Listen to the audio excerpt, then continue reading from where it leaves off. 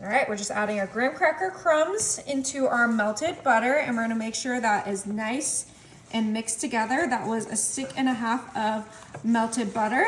And we're gonna add about 1 cup of graham crackers into this. We want a nice graham cracker crumb consistency. All right, now this is ready to go on the bottom of our 13 by 9. We want the whole pan to have a delicious graham cracker crust. Smells good already. So we're just gonna use our spatula and we're gonna really flatten that down so that it is a crust. All right, that looks beautiful. Next, we're gonna come in with 1 can of sweetened condensed milk, and we're gonna drizzle this whole entire can right on top of our graham cracker crust. This is gonna be such an easy and delicious dessert, perfect for the holiday. I'm gonna go ahead and grab my spatula and get all of that delicious condensed milk onto our graham crackers. We are gonna use our spatula to spread that on top of our crust. All right, that looks perfect. Now the next ingredient we're bringing in is our Reese's peanut butter chips, and we're gonna sprinkle this whole bag of peanut butter chips right on top of that condensed milk. Now if you don't like peanut butter chips, you can use a butterscotch chip or a milk chocolate chip, but I love peanut butter and so does my family.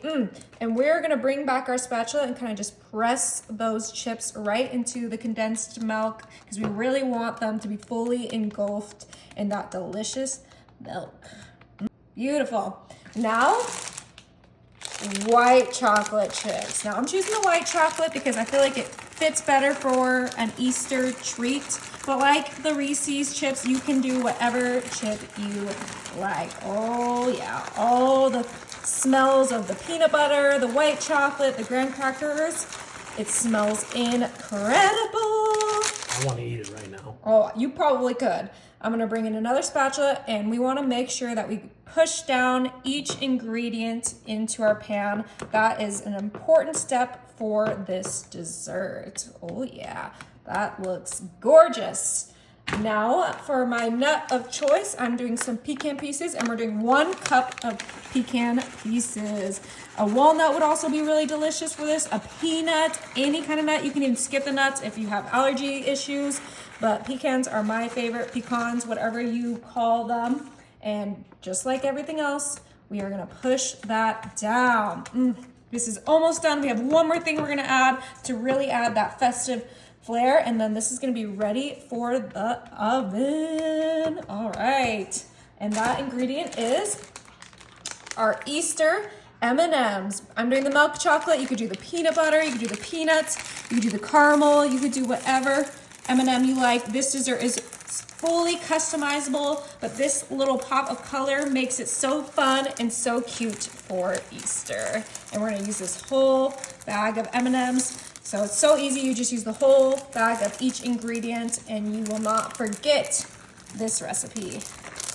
All right, and just like the other ones, we are gonna crush and smush down our M&Ms. And the best thing about M&Ms is they keep their beautiful color in the oven and they don't really melt. They are the candy that's known to not melt.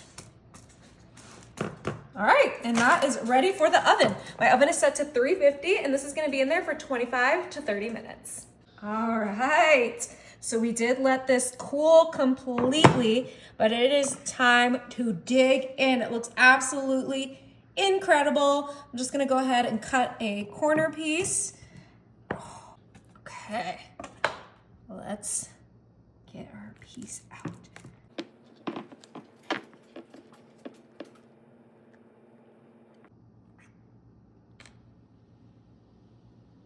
Oh my, talk about delicious. Ooh. Let's give this a try. Oh, a perfect dessert for Easter.